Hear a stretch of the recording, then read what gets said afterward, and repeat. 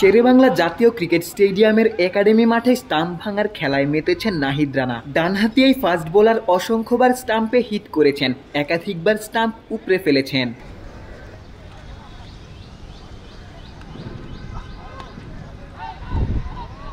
Nahid Rana express পেসে bowling করেন, গতির ঝড়ে ব্যাটারদেরকে কাবু করেন। তবে রানার বিপক্ষে অভিযোগ, অতিরিক্ত পেস জেনারেট করতে গিয়ে নাহিদ রানা লাইন লেংথ হারিয়ে ফেলেন। তরুণ এই ফাস্ট বোলার প্রতিনিয়ত শেখার চেষ্টা করছেন, নিজের বোলিংয়ে সেই চেষ্টার প্রতিফলন ঘটাচ্ছেন। প্রচণ্ড গরমেও লম্বা সময় বোলিং অনুশীলন করছেন, বোলিংয়ে লাইন লেংথের একুরেসি বজায় রাখার চেষ্টা করছেন।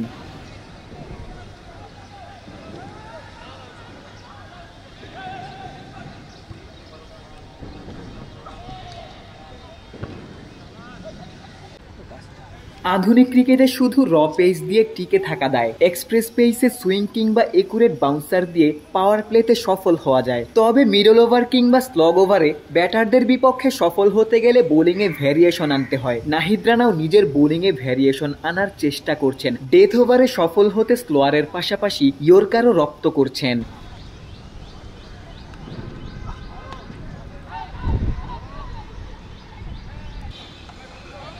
ইয়র্কার অনুশীলনে পেসারদের জন্য জুতোর ব্যবহার খুবই কার্যকর পদ্ধতি। রানা যখন ব্যাটারের অবস্থান নির্ধারণ করতে জুতো রাখছিলেন, তখনই আলিসের আগমন। আলিস নিজেই ব্যাটার বনে গেলেন, রানার পারফেক্ট ইয়র্কারের জন্য ব্যাটারের সঠিক অবস্থানও দেখিয়ে দিলেন।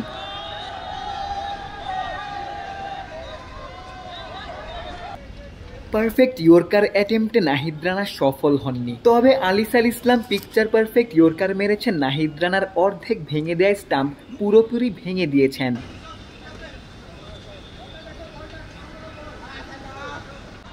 নাহিদ রানা ইতিমধ্যেই জাতীয় দলে অভিষিক্ত হয়েছেন। আলিস আল ইসলাম স্কোয়াডে সুযোগ পেলেও ইনজুরির কারণে খেলতে পারেননি। গতির ঝড় এবং মিস্ট্রি স্পিন যত্ন পেলে রানা আলিসরা বাংলাদেশের সম্পদ হবেন।